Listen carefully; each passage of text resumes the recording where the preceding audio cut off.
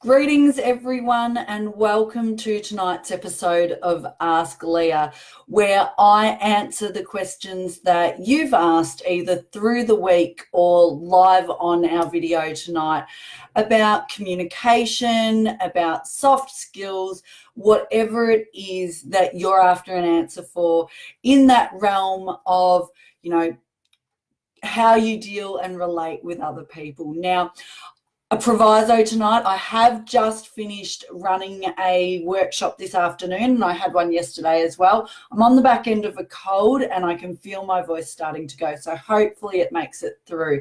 Now, I do know that I will be missing a few of my regular live viewers tonight because apparently somewhere there is a very important finale happening on TV. No, I'm not talking about some highbrow drama series. It's batchy finale time, and I know that that's where most of my family, extended family, is right now. So to those of you who are watching on catch up later, I hope the person that you wanted to win wins. Oh my goodness, Tracy's online. It must be an ad in batchy. Let's get into the questions tonight, folks.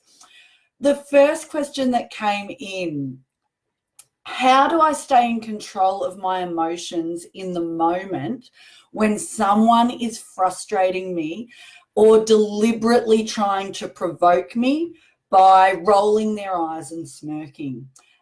This one came from someone who's in a workplace where there's quite a bit of manipulation. There's some really strong personalities. So few pieces of advice for this person. Number one, which you've heard me speak about a few times before, is the importance of putting a pause between your reaction and your response. So it's taking that deep breath, and before you automatically engage, considering, look, how do I want to go about this? Breathing can be a really good tool here. What do I mean by breathing? We breathe all the time. I mean taking a conscious deep breath in through the nose, out through the mouth. As a great friend taught me, and it's something I've passed on to my children, you smell the flowers, you breathe in through your nose, and you blow out the candles. You exhale through your mouth. Doing that can bring you back and help you stay in control in the moment. Some people use a physical trigger. Hello, Tanya. Hi, Mia. Hey, Hannah. Some people use a physical trigger to help them stay in control in the moment. The pressure point between your thumb and your forefinger. I know a few people who use that as, someone saying something, they can feel themselves having a physical reaction, and they grab that bit of skin in there. It's quite tender actually, and they grab it just as that physical reminder of take a deep breath, stay in control here. Now, if you think the person is deliberately trying to provoke you by eye rolling or whatever it is, smirking, a great way of staying in control is to ask yourself, what's their intention by doing that? Because if they are deliberately trying to provoke you, guess what they want? To provoke you. They want the reaction. They want you to snap. They want you to retaliate. So don't do it, because what outcome do you want? You don't want to give them that satisfaction. Okay, so don't get sucked in to doing exactly what they want, so that then they can walk off and say, oh, she's such a hothead, she always yells, or did you see the way she spoke at me? Don't give them that satisfaction. What they want when they try to provoke you is a reaction. Don't give it to them. Second question that came through tonight. Hi to those who have just joined in. How do I deal with someone who is emotionally manipulative and tends to resort to blackmail when they communicate? Saying things like, well, if you don't do this for me, then I'm not going to do that for you. Or, if you don't do this or take this action, I'm going to tell people what you said about them. Now, blackmail, let me say straight up, blackmail is actually a crime. Blackmail is illegal. So if it's going down that path, if it is someone threatening to maybe you've taken some photos of you naked and someone's threatening to expose them. And you know what? This happens more often than people would like. It's a huge problem out there now, and it's actually a crime. So if it's something serious where someone is doing some serious manipulation and threatening, really consider whether you get the authorities involved. I believe, though, that behind this question was that it was a family member who was doing the emotional manipulation and blackmailing. And the question was, is this a form of bullying? And absolutely it can be. It's also a form of emotional abuse in its extreme cases. So there's a few different things that you can do to deal with this. One of them is to take away that person's leverage. If they do have something over you, if it's, well, I'm going to tell that person what you did or what you said, one of the best ways of handling that, it does involve being brave, is to actually disclose the information yourself.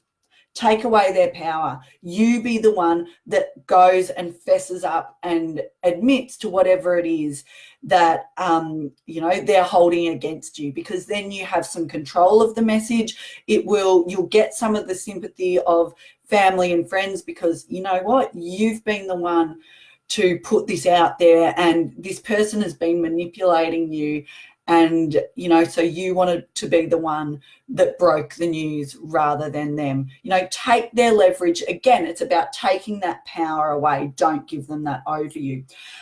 Do keep evidence. If someone is doing this to you, particularly if they're putting it in text message or writing in any form, make sure you're keeping those messages, because even if you don't feel that you'll be taking it further at this point, it's really important to have that, because people who blackmail and manipulate will deny they've done it. So even if it's in a family situation, if you're then maybe confronting them, they will deny it in front of other family. So keep the evidence. Distance yourself can be a technique. It might be someone close to you. It might be your mum, okay?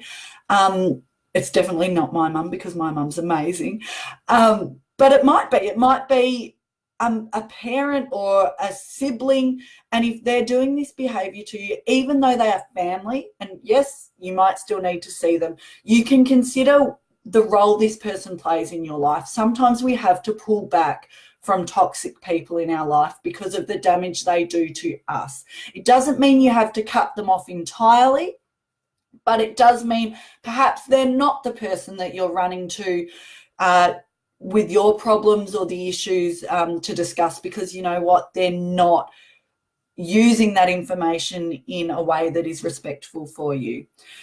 Be assertive, okay? Sometimes calling out that sort of behavior is appropriate, to actually say, you know what, I am happy to do something for you, but when you couch it in, you'll only, if I don't do it for you, you won't do something to me, that actually has the opposite effect that you're aiming for, because now I don't want to do that thing for you. Sometimes it's giving them the why. The reason that this isn't effective is because the very thing you're wanting me to do, now I don't want to do it because you've done this whole manipulation thing. If you do confront someone about this sort of behavior, be prepared that they will probably deny it, because this sort of behavior is often passive aggressive. So it's that whole thing of, I've got a problem, but I'm not coming out and saying it. I'm going to couch it in manipulation first. So they'll probably deny it. So if you do confront them, make sure you're very specific. So specific examples. So when you asked me to do this, but said that, if I didn't do it, you would tell my partner, that I said he was being a pain in the butt the other day. You've got to be specific about these sort of things. The third question tonight: how do I control dominant people in a meeting or stop one person having all the say? So this comes down to making your expectations clear at the start of a meeting. I think I spoke about this briefly last week as well. So something I do when I'm facilitating a meeting, and I did one just recently for a government agency where there was a whole heap of different organisations, community groups, agencies in the room. And there were some really strong personalities in there. So rather than try to control it when it gets heated, which is always really hard work, what I did was right at the start, when I'm framing how that session was going to work, I said to them, we know there's some really strong opinions in the room, and we want to make sure that everyone has a chance to be heard and to have their say. To ensure that happens, what we're going to do is, after you've asked a question, we're going to move on to the next person to ask a question before we come back to anyone to hear a second question. That way, everyone's voice gets to be heard. Then in the meeting, if someone tries to dominate and come in with their second and third questions before anyone else gets a word in, you can bring it back and say, excuse me, as I mentioned at the start, to make sure we hear from everyone, we're going to move on after you've asked one question. It also forces people to think more about the questions that they're going to ask. People are actually really respectful of this if you've laid out the ground rules at the start. So that's absolutely crucial. Now, the last question that came in tonight, and please feel free to ask any more if you've got them. If something goes wrong at work, should you confront the person involved or go to your boss? Now, I am going to fence sit a bit on this one, mainly because I don't have enough information to provide a one way or the other answer, because the answer to this question really depends on the situation and the circumstance. In general, as you know, if you've listened to a few of these episodes, I'm a huge believer in the no triangles approach to communication, where if you've got an issue with someone, you have a conversation with them about that directly. Most of the time, that is your best approach, but there are occasions when that's not the best approach. It might be something really serious. It might be something criminal. Something might have gone wrong at work because you saw someone break the law. It might be that you decide for your own well-being and safety, you're not going to confront them about that. You're going to take that to your boss straight away, in which case that would be appropriate. In some cases, you might raise it with the person directly. Say they've breached a safety condition. Maybe they're doing work at height with no scaffolding or no harness, and it breaches all of the safety procedures. You might raise that with them in that immediate moment where you say, hey, we need to have this all set up. If it's a serious safety breach, you still then need to take that to the boss.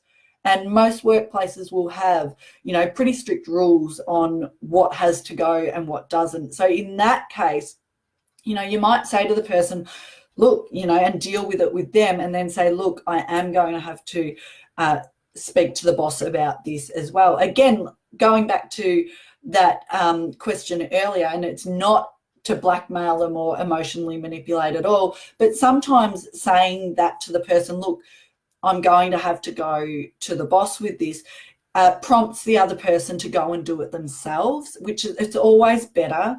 A big thing, if you're not doing it already, own your mistakes. Own your mistakes. It is the key to great leadership. It's the key to being, really to being a self-aware, emotionally intelligent person, whether you're a leader or not.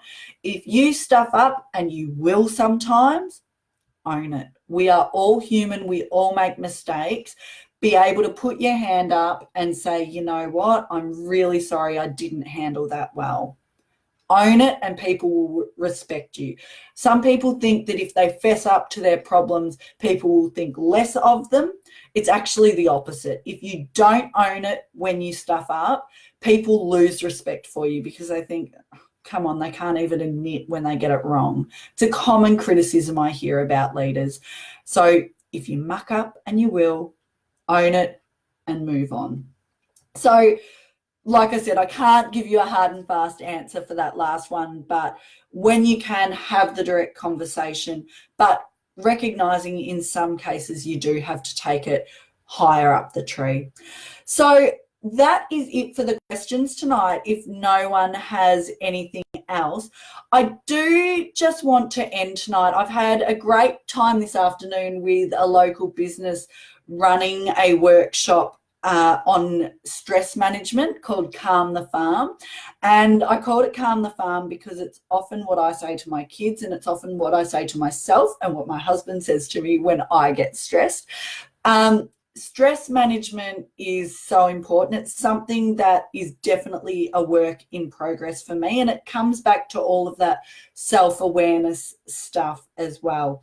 But one of the things we spoke about in this workshop today about stress management was the importance of gratitude, of asking yourself what went well today, you know, what was the best thing that happened to me today, and because that teaches you to look at the positives.